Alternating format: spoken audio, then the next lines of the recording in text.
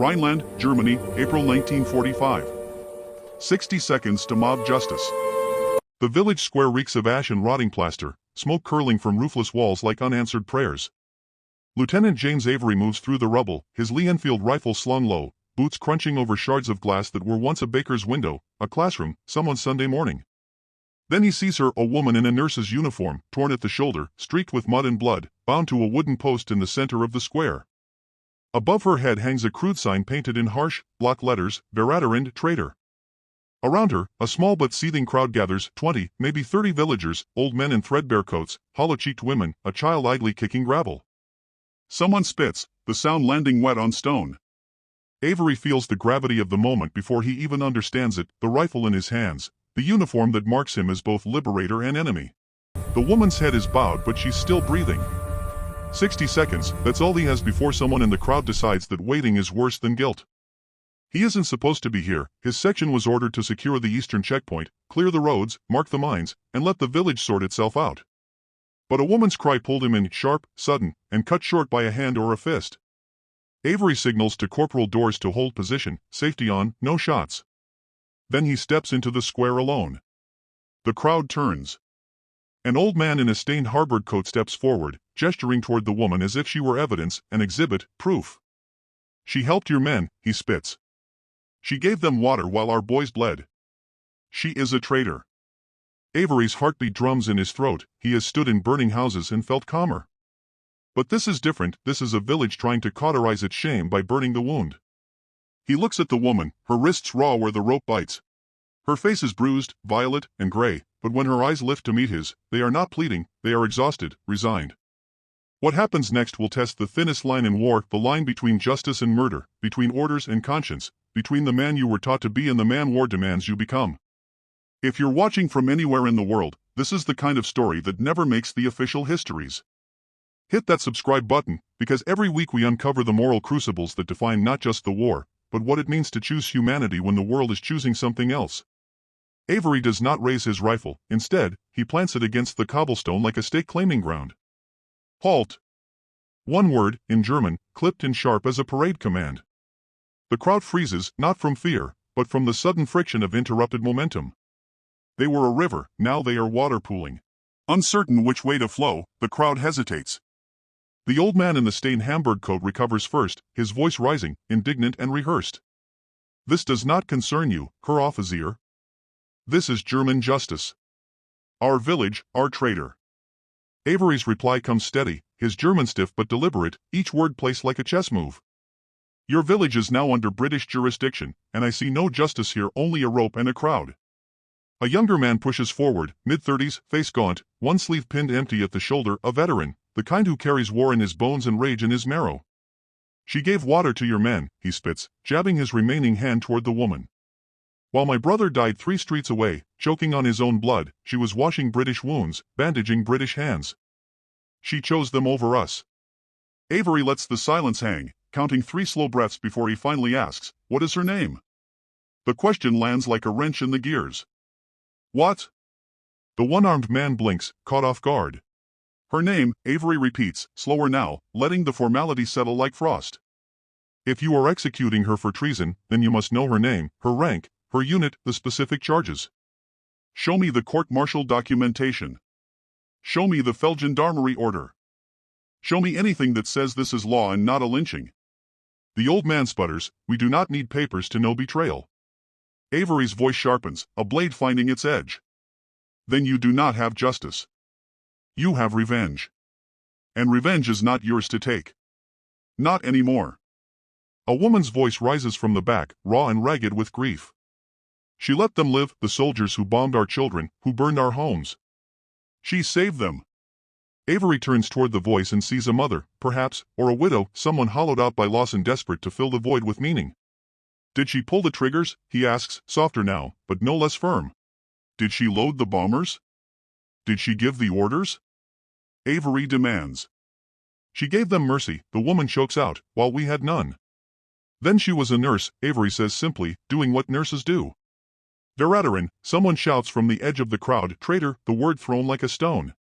Others pick it up, a chant half-hearted but growing hotter, the mob trying to remember why it gathered, trying to reconvince itself. Avery sees it then, the ringleader. Not the old man, not the wounded veteran, but a younger man in his late 20s standing 3 rows back, wearing an expensive coat despite the ruin. Clean-shaven, eyes cold and calculating, the kind of man who never throws stones himself but always knows when to point at the target. This one didn't lose family, he lost standing, lost something the war took from him, and now he needs someone to pay. Her officer, the ringleader says smoothly, stepping forward with a politician's practiced ease. We understand your position, but you must understand ours. This woman defied orders. She stayed behind when we were told to evacuate. She aided enemy combatants. These are facts. The sentence has been decided. Decided by whom? Avery asks, meeting the man's gaze directly. By the people she betrayed. Then the people have no authority, Avery replies, his words dropping like a gavel. I do. The ringleader smiles thin and cold. You are one man, her lieutenant, with a section of tired soldiers in a village that does not want you here. You cannot police every corner, every street, every moment. We reclaim what is ours. It is a threat wrapped in courtesy, a calculation presented as fact. Avery feels Corporal doors shift at the square's edge, notices the subtle repositioning of his section, trained and disciplined, reading the drop in temperature. He takes one step forward, then another, closing the distance, his eyes fixed on the ringleader. The ringleader can see the mud on his uniform, the sleepless days in his eyes, the war that has made him older than 26. You are correct, Avery says quietly in English, letting the foreignness of it assert itself, then switching back to German. I am one man, but I am the man with the rifle and the authority of His Majesty's armed forces. And if you touch her again, you will learn exactly how much one man can do when he decides the law matters more than the mob. The ringleader's smile falters. Avery pivots, addressing the crowd now, his voice carrying, this woman is under British protective custody. Any attempt to harm her will be considered an act of aggression against Allied forces and will be met accordingly. If you have charges, submit them in writing to military government. If you have evidence, present it to a proper tribunal. Until then, she is not yours. The old man tries once more, his voice shaking. But I know what she did, Avery interrupts, though he doesn't, not yet, and I know what you want to do, but wanting is not the same as being right, and being angry is not the same as being just. He turns to the post, the woman's eyes track him, exhausted, weary, waiting for the next cruelty. Fräulein, he says, voice low enough that only she hears. I am Lieutenant Avery, British Army. I'm going to cut the rope now. Do you understand? She nods, barely, a movement as small as a prayer. Avery draws his knife, the blade catches the gray light and reflects nothing back. The rope, cheap hemp frayed at the edges and tied with the sort of knot used to tether animals, parts under pressure and falls away like a spell breaking. The woman collapses forward and Avery catches her, his arm around her shoulders, steadying her weight against his chest. She weighs almost nothing, war has rationed even the substance of bodies. S is for bye, he murmurs. It's over. Her breath shudders against his uniform behind him. The crowd does not cheer, does not riot, it simply disperses slowly, reluctantly, like smoke losing its shape. The ringleader melts back into the rubble. The old man spits once more and turns away. The mother with the ragged voice covers her face and weeps. Corporal Dors appears at Avery's elbow. Sir, ambulance is 2 minutes out. Good. Avery shifts his grip, lifts the woman fully, cradling her like something breakable, which she is, which they all are. As he carries her across the square toward the waiting section, he feels it, the cost of choosing. His hands are steady, his orders were clear, but something inside him has shifted, a weight redistributed. The war was never impersonal, but it had been distant, a thing of maps and objectives, movements and missions. Now it is this, a woman's pulse against his forearm, a village's hatred in his wake, a choice made not because it was ordered but because it was necessary. He has crossed a line he cannot uncross. When the ambulance arrives, olive drab with red cross painted bright on the canvas, he hands her over to the medics with the careful precision of someone passing a lit candle in the dark. Take her to the aid station, he tells the driver. Protective custody. No visitors without my clearance. The driver nods, professional. Understood, sir. Avery steps back and watches the ambulance pull away, tires grinding gravel and ash. The square is empty now except for his section. The post stands alone, the sign still nailed above, Veteran. Dors clears his throat. Orders, sir? Avery looks at the post for a long moment, then reaches up and wrenches the sign free with both hands. The wood splinters, the nails shriek. He drops it to the ground, letting it lie face down in the mud. We move out in 10, he says. Check the perimeter. Mark this square secure. And the woman, sir? Avery turns to his corporal. Dors has been with him since Normandy, seen every kind of hell, never asked a question that wasn't necessary. The woman, Avery says slowly, is no longer their problem. She's ours. The field hospital tent smells of canvas, iodine, and the staleness of air cycle through too many lungs. Avery sits on an overturned crate beside the cot, watching the woman sleep. She has been unconscious for 4 hours. The medic, a Scotsman named Mlaud with hands like a watchmaker, has catalogued her injuries with clinical precision: 2 cracked ribs, severe dehydration, contusions mapping her back like a failed geography lesson, rope burns encircling both wrists. She'll wake, Mlaud said, body's just demanding the rest they're owed. Now, as dusk bleeds through the tent canvas, she stirs. Her eyes open slowly, focusing on nothing, then everything. She sees the 4-line first, then the British field dressing on her shoulder, then Avery. She doesn't flinch, just watches him with the careful neutrality of someone who has learned not to expect kindness. Wasser, she whispers. Water. Avery reaches for the canteen Mlaud left and holds it to her lips. She drinks like someone who has forgotten the shape of mercy, small sips, hesitant, as if the water might be taken away. Thank you, she says in German, then switches to heavily accented English. You are the officer from the square. Lieutenant Avery. He sets the canteen down. You're safe here under British protection. She almost laughs, the sound catching in her throat. It becomes a cough. Safe? Yes, I have heard this word before. What's your name? Avery asks. There's a pause, as if even this simple fact might be dangerous. Liza, she says finally. Liza Hartmann. I was a nurse. Kriegslazaret, Sector West, Rhineland Front. She hesitates. Was. I think I am not a nurse anymore, only a traitor. Avery leans forward. Tell me what happened from the beginning. She speaks slowly, in fragments, like someone assembling a broken mirror. The hospital, she says, was a repurposed schoolhouse, 20 beds that became 40, then 60, then bodies on the floor because there was nowhere else to put them. 3 doctors, 8 nurses, dwindling supplies that turned medicine into mathematics: who gets the morphine, who gets the bandage, who gets to die slower. February was when it started to collapse. The front didn't retreat, it dissolved. One day they had supply lines, the next, only rumors. German units mixed with stragglers and deserters, boys in uniforms 3 sizes too large, looking at the nurses as if they were ghosts. The order came in March, Liza says, her voice flat with exhaustion. Evacuate. Fall back.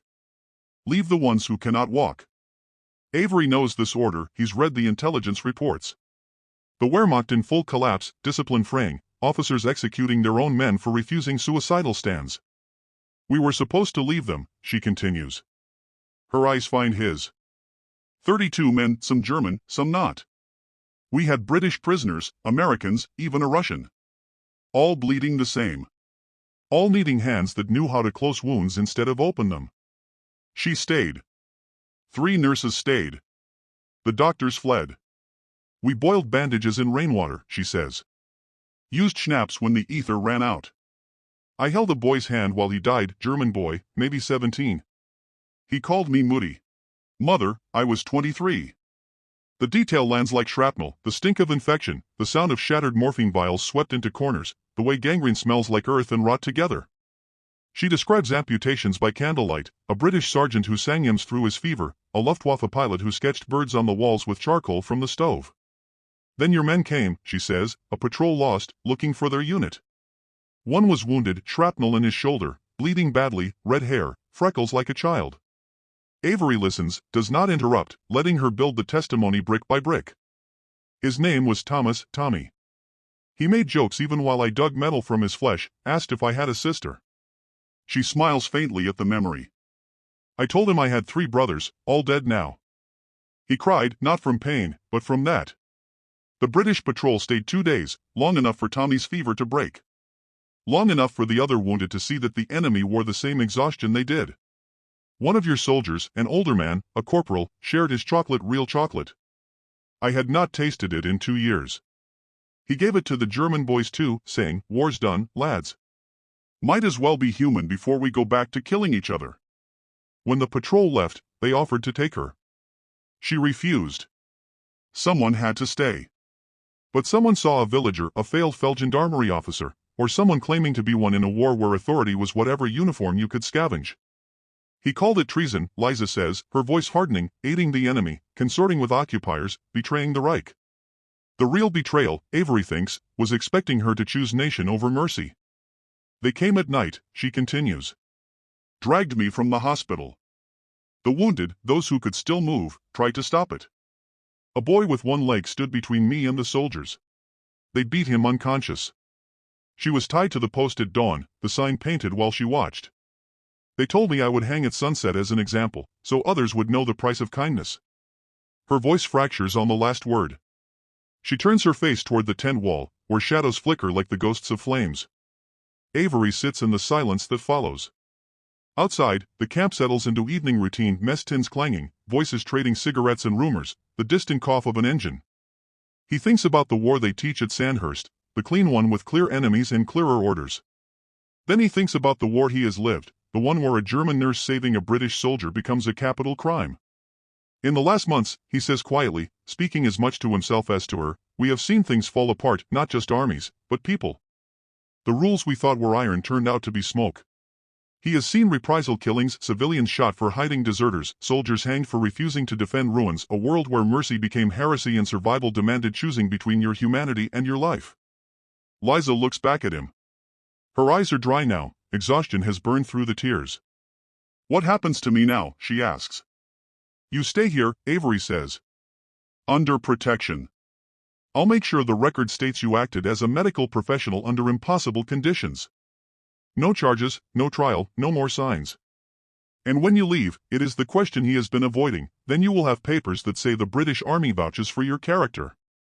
It may not be enough, but it is what I can give.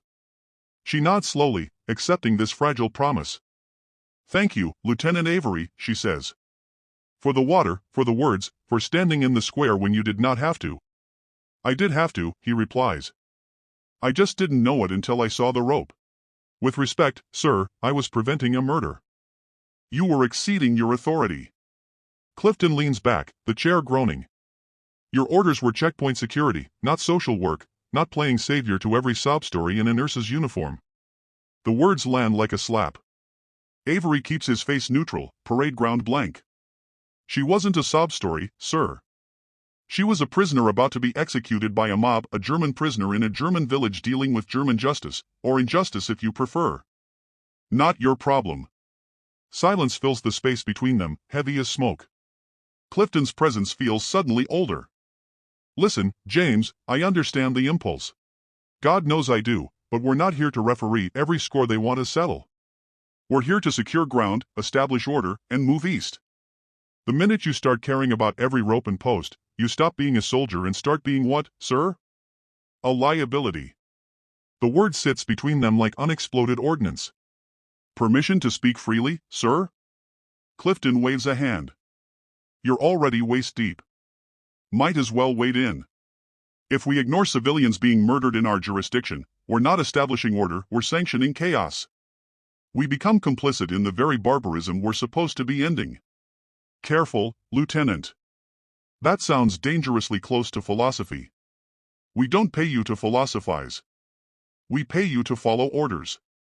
My orders, Avery says quietly, include upholding the laws of war, even when it's inconvenient. Clifton studies him for a long moment, then reaches for his cigarette, finds it cold, and lights another. You know what your problem is, Avery? You still think war has rules. From Lieutenant James Avery's personal diary, April 17, 1945, Mother would say I'm making things complicated again. She always said I thought too much, that thinking was a luxury soldiers couldn't afford. Maybe she was right. But I keep seeing the rope, the sign, the woman's face when I cut her free, the way she folded like something held together by will alone. Clifton asked me why I intervened. I gave him the official answer, Geneva Convention, proper authority, legal duty. But the truth is simpler and more damning. I intervened because if I hadn't, I would have become the kind of man who walks past a lynching. I would have become the kind of man who lets convenience murder conscience. Is that philosophy, or is that just being human? Avery writes at a borrowed desk in the officer's mess, a cup of tea gone cold beside him. Around him, the machinery of war continues, radio chatter, boots on duckboards, someone arguing about fuel allocations. He thinks about his brother. David died at Dunkirk, shot while covering a retreat that saved 30 men. Posthumous commendation, a medal sent to their mother in a box she never opened. David believed in duty above all, duty above doubt, above fear, above the small voice that asks why. Avery enlisted 3 months later, trying to fill the space his brother left, trying to be the kind of soldier David was, certain, unwavering, faithful to orders as if orders were gospel. But war teaches things training doesn't. It teaches that orders come from men, and men are fallible. It teaches that duty can be a suicide pact if you're not careful. It teaches that sometimes the most important thing you can do is say no. David never learned that. David died believing. Avery is still trying to figure out what he believes in. The chaos of post-liberation Europe sprawls beyond the command post like a fever dream. Villages police themselves with rope and rumor. Civilians take revenge on collaborators, real and imagined. Women are shaved, beaten, paraded through streets. Men are shot in ditches for crimes as vague as working with them or as specific as being seen. The Allies try to impose order, but order is a fiction in a world where the rules dissolved months ago. Military government issues proclamations, villagers ignore them. Soldiers patrol streets. The revenge happens at night. Avery has seen it in the last weeks alone, a French woman stoned for sleeping with a German, a Dutchman hanged for requisitioning food, a Belgian priest beaten for sheltering deserters. Justice as catharsis, punishment as purge, and the soldiers caught between. Do you intervene? Do you let it happen? Do you draw the line? Or do you acknowledge the line is already ashes? Mercy is not mission, Clifton said. But what is the mission if not to prevent the world from devouring itself? At British 2nd Army HQ later that evening, Clifton finds Avery smoking outside the mess tent, watching the sky darken over the shattered landscape. You're not in trouble, the major says without preamble. Officially, the report will note your actions as within acceptable discretion given fluid circumstances. You'll get no commendation, but no reprimand either.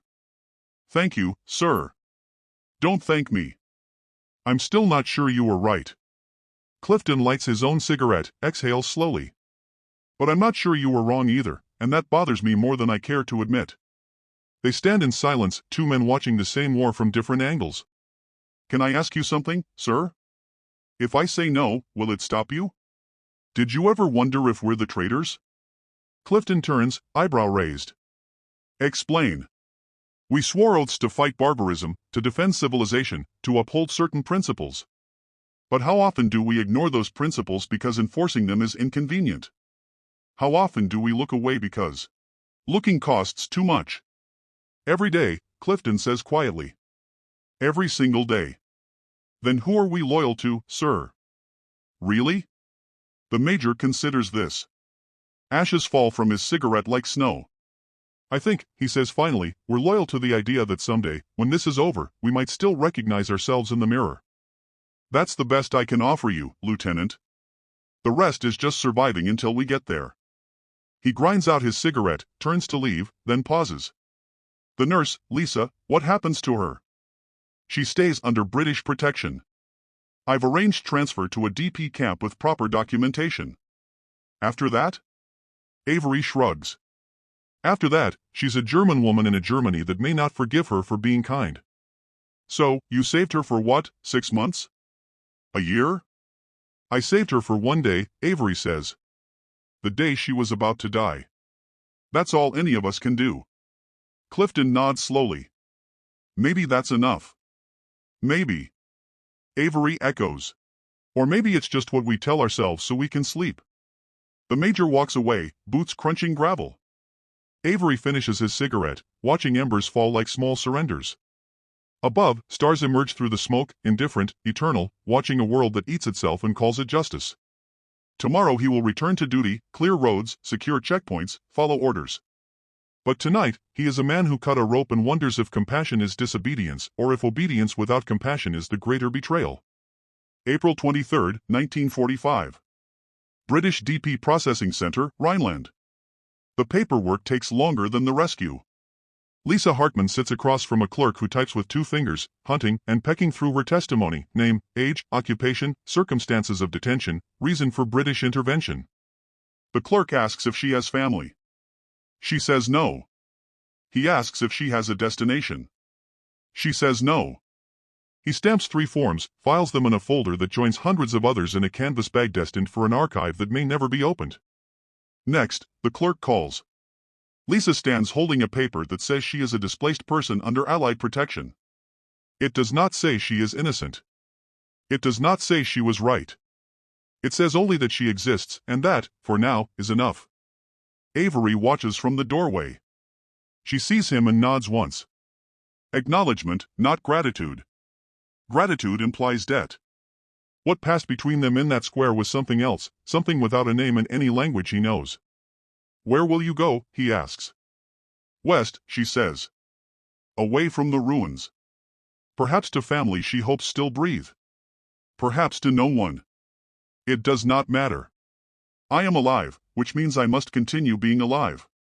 If you need anything, you have given what you could, Lieutenant. Her voice is gentle, final. The rest is mine to carry.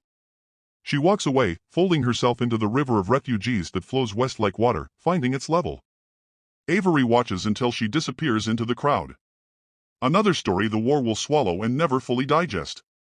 He wonders if he will remember her face in 10 years, 20, or if she will become just another moment in a war built of moments, important when it happened, inevitable when it's over. Avery returns to the square before his unit moves out. Dawnlight cuts through the ruins, painting everything the color of old bone. The post still stands, though someone has tried to burn it. The wood is charred at the base, black tongue marks licking upward, but it did not fall. It remains, defiant or indifferent. It's hard to say. The sign lies face down in the mud where he dropped it. Rain has softened the letters Vererin, the paint bleeding into the grain, the accusation dissolving into abstraction. Avery kneels, turns it over, stares at the word that meant death, now just wood and weather. He thinks about burning it, about smashing it, about carrying it back to headquarters as evidence of something, though evidence of what he cannot name. Instead, he leaves it there, half buried, fading. Some things should be remembered. Some things should be forgotten. Most things exist in the terrible space between. In the final months of World War II, Europe dissolved into a chaos that history textbooks struggle to capture. The liberation was not clean. It was not simple. It was a reckoning that came in waves, each one exposing new layers of guilt, new categories of victim, new impossible questions about who deserved mercy, and who deserved judgment. Between April and August 1945, Allied forces documented over 10,000 cases of reprisal killings across occupied Germany. Civilians accused of collaboration. Deserters executed by their own retreating armies. Women punished for loving the wrong uniform. The numbers are estimates. Most deaths left no paperwork, no witness, no grave. Military hospitals and field stations became sanctuaries for those caught between vengeance and law. Nurses like Lisa Hartman, German, French, Dutch, Italian, who treated the wounded regardless of flag, found themselves branded traitors by communities desperate to assign blame for their suffering. The International Red Cross recorded 847 such cases in Germany alone. Most received no recognition. Some received punishment. A handful, like Lisa, received the one thing rarer than mercy in those days, a second chance. Lieutenant James Avery was one of thousands of Allied officers tasked with policing the collapse.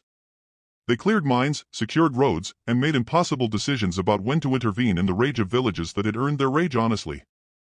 Some looked away, some drew lines. All of them carried the weight of choices made in moments too fast for certainty, too important for doubt. The post-war trials, Nuremberg and beyond, would establish frameworks for justice. But before the frameworks, there were only men and women standing in ruined squares, asking themselves what humanity meant when the world had forgotten. Avery writes to his mother from a requisition house in what used to be a German officer's quarters. The furniture is gone, looted, or burned. Only the wallpaper remains. Floral patterns faded by sun and smoke. Dear mother, I cannot tell you much about where I am or what I do. The censors would cut my words to confetti. But I can tell you this. The war you read about in newspapers is not the war we live. The war you read about has clear sides. The one we live has only shades of gray, each one darker than the last.